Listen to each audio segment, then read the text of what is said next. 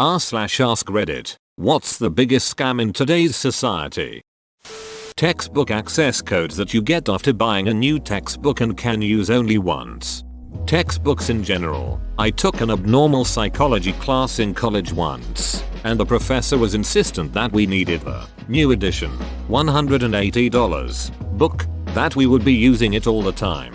She actually held a raffle for a free one for a lucky student. We did not open the textbooks once all semester. Everything we needed to know was discussed on PowerPoint and made available online. I've had several professors over the years prescribe their own textbooks, which I don't think should be allowed unless there's no quality alternative. In one of those courses, the professor's textbook was brilliant. I have never seen a better one for that content, and it wasn't expensive. I have a bit of a collection of diplomas and degrees, postgrad and undergrad, and it is the only time I can look back and say that the professor was absolutely right to prescribe their own book. I still haven't used my copy over a decade later. I'm studying again now and haven't bought a single textbook. I just use the university library to access online copies. I've come across 2 textbooks I am thinking of buying, even though I've finished the courses, because they are good quality and I think they'll be useful to have for reference as I continue my current degree. Edit. A lot of people have asked what the book was about. It was on professional writing and editing and went into crazy detail about things like style of font,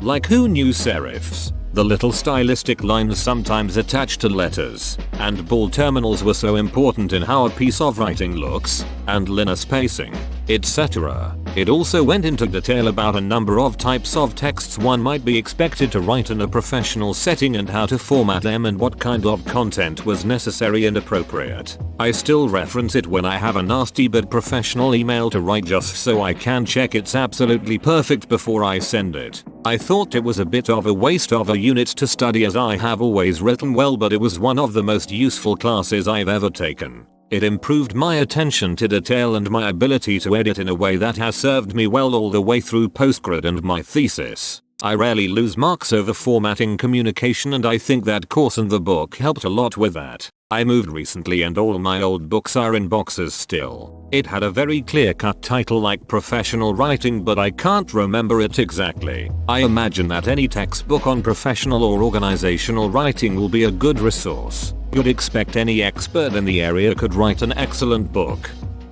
Ticketmaster charging a $30 processing fee for a $50 ticket.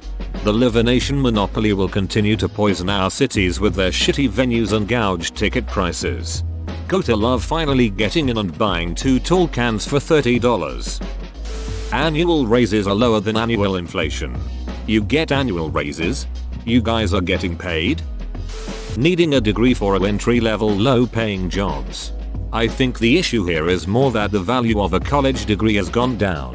Where a college degree meant you were able to enter a business on a management level 2 generations ago, it is now nothing more than a starting qualification. You've got a major in information systems with a minor in business data analytics? Great. We think you'll be great for our team-led position. The pay is $17.50 an hour. The hours are flexible, and you need to be able to work nights and weekends. Oh yeah, we only give you 3 days lead time on what your weekly schedule will be. You'll get 5 days of PTO, also your sick days. After 2 years of employment, we'll take the cost of your required polo shirts from your first 4 paychecks. Recycling labels on plastic items. So many single-use plastics have a recycle symbol on them when in reality nobody will touch that shit. It's way cheaper to just make new plastic 99% of the time compared to trying to process and filter out the contaminants of used plastic. If it's even a formula that can actually be recycled. I'm partially convinced the reason we have so much plastic waste as a society is this trickery making us think we're actually recycling a meaningful amount of it. It's not a recycling symbol. It just looks kinda like one to trick people. Legally it's an entirely different symbol for resin identification, which can be useful still. If it's type 1 or 2, it's almost certainly recyclable. Yeah, I know that the certain numbers mean different things. Some mean this is recyclable and some mean this is made from recycled materials. But not necessarily recyclable itself, but it's so complicated that most people don't really know what they all mean. It's a little manipulative because we all grew up thinking of that symbol meaning it was good for the environment. Fitness advice by influencers whose only goal is peddling their products. Liver King out.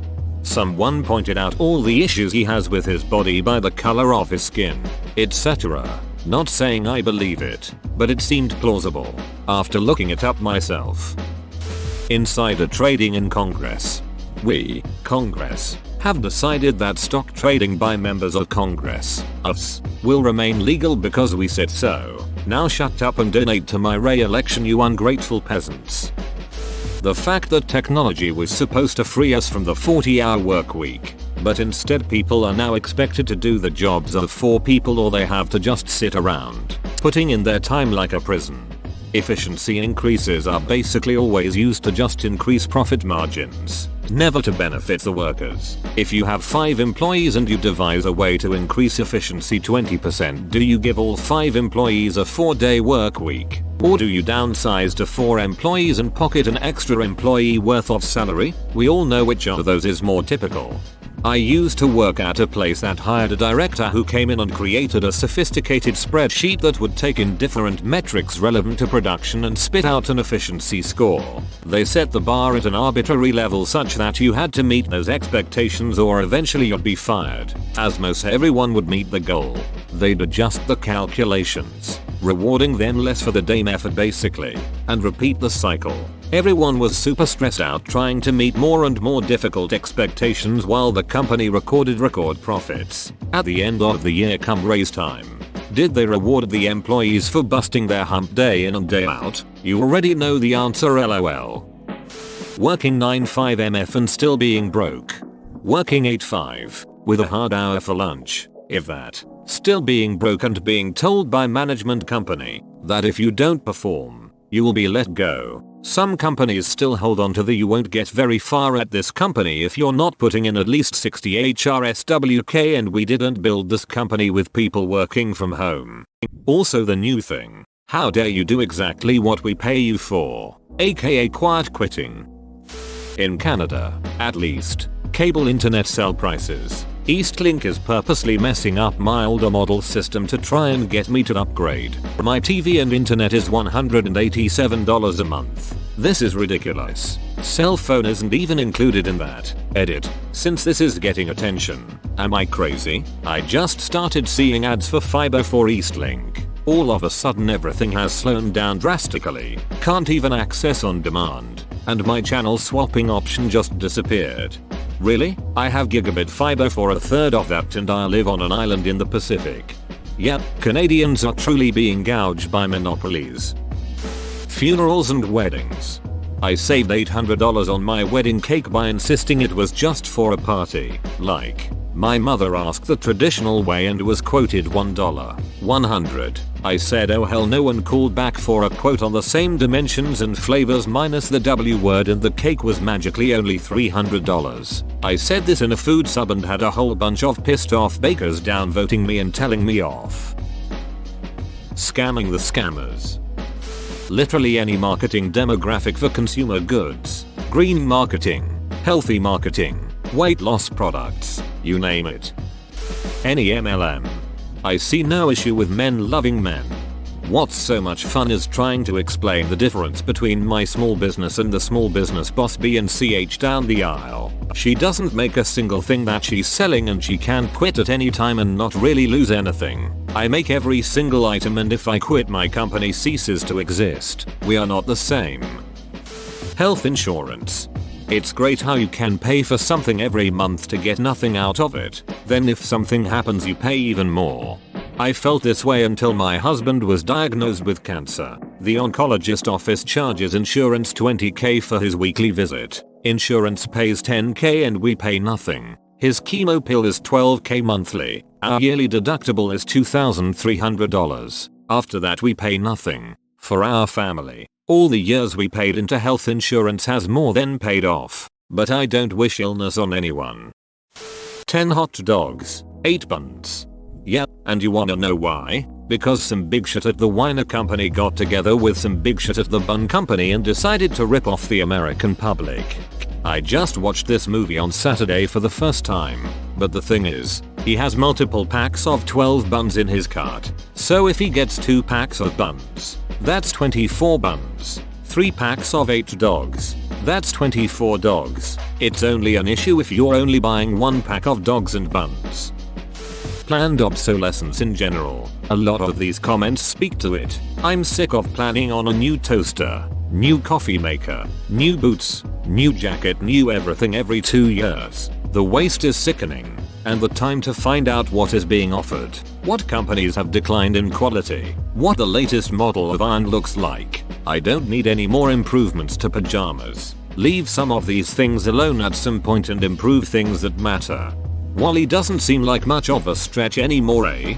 I had to replace my fridge and washing machines last year, after 25 years of sterling service. The guys who delivered the new ones said I'd be lucky to get 5 years out of any fridge these days. Maybe 3 for the washer. And I honestly don't know how I'm going to afford to keep replacing things when I'm on a disability pension. Mandatory tipping at a fixed percentage. I much rather we get rid of this tipping culture and just integrate the cost of a fairly paid staff into the prices, just like everyone else in the world. No, don't let me arbitrage what is a fair tip to your staff. You're supposed to manage your staff. That's part of your ducking job. Hire, train and fire as you deem fair against your own standards. Just tipping in general, it's a gross culture. We're not only paying for our food service, we're also expected to top up someone's salary because their employer is allowed to pay them peanuts for some reason. Really messed up system. I can't even believe it's a thing. If someone introduced it today, people would be very vocally against it and it wouldn't happen. But because it's just the way it is, we go along. College overall. 19-year-old wants 10k to start a business, no way. Same 19-year-old wants 150k for college, sure. Reason for this, the government won't guarantee loan repayment for your failed business. Also, you can dump business debt without dying. The rich convincing the middle class that the poor are taking their money. What's this middle class? The American election cycle. Our politicians spend each term mostly planning for the next election, rather than working together to help make lives better. Getting myself re-elected is the politician's greatest talent. Being a good steward of public trust and responsibility barely enters the equation. Don't re-elect anybody. They are all failing at doing what we elected them to do. This right here. Most presidents spend the first term carefully stepping around topics and not causing a huge uproar. Then the second term it's all claws and brawls to just push as much shit through before their time is up. BLM donations. None of the victims' families saw the money, but the creator bought a mansion with it, and most likely another one now. It's because they list their charity as raising awareness rather than a specific action. Just like all the pink ribbon stuff is a scam. It's all breast cancer awareness. I am now aware cancer exists. Well done, charity. The recycling and refuse system. I agree. E-waste recycling in my area is a massive joke. Nearest place that will take it is 3+ hours away, but places will take TVS but not piles of circuit boards. Makes no sense to me.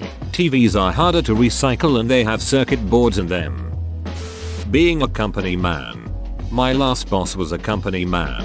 He tried to convince me to try and avoid taking sick time like he does because the company pays you out for it at the end of the half. I'm like, the company pays me out for my sick time as well, and I also get those days off because I use my sick time. I'm sure that guy is still a moron wherever he is. My co-worker is a company man and he treats it like it's his calling in life. Everybody tells him the bosses don't care about him or any of us, but he won't listen. Fear not, gonna extend his contract and he will get released in like 4 weeks, lol. Televangelism, which is legalized fraud, plain and simple. US only, allowing politicians to trade stocks while also having a legal avenue for corruption. Lobbying, what a scam. Subscription-based software. It's even worse for those of us who were alive in the before times too. The 40-hour work week. For 40 years. For a 401k and social security. Scam. Gender reveal parties. I ducking for love of God never understood this ducking concept. Maybe I am old as dinosaur. The question isn't name something stupid. Mobile in-game purchases. Edit. OMG THX for some many replies and upvotes. I have never had over 200 upvotes. Edit 2. THX for over 400 upvotes. D. Mobile all in-game purchases. Corporate personhood. Corporations aren't people in my eyes until Texas executes a building. Row. Everyone letting the banks and financial institutions slide on by. Credit scores. The system's deeply flawed. Before credit scoring, credit was often determined based off of things like race, religion and marital status. So sure, credit scoring is flawed, but the previous model was worse. Big Pharma. Not even close in my mind. Big Insurance is even worse. Probably the top issue in healthcare right now. Religion. NFTs. I heard someone once compare it to the Beanie Baby craze, but it's even worse than that. NFTs are like paying for a picture of a receipt for a Beanie Baby. Churches being tax exempt. Surprised no one seems to have mentioned wage theft yet. Roughly $15 billion a year stolen from working class Americans. Tips. Business owners should pay for their workers, not customers. Pay the wait staff fair wage and get rid of the tips. Artificial scarcity to drive revenue. The idea that to be economically successful you have to fleece others as much as you can. Carbon credits. In the US, the health insurance system. Diamonds. Being alive.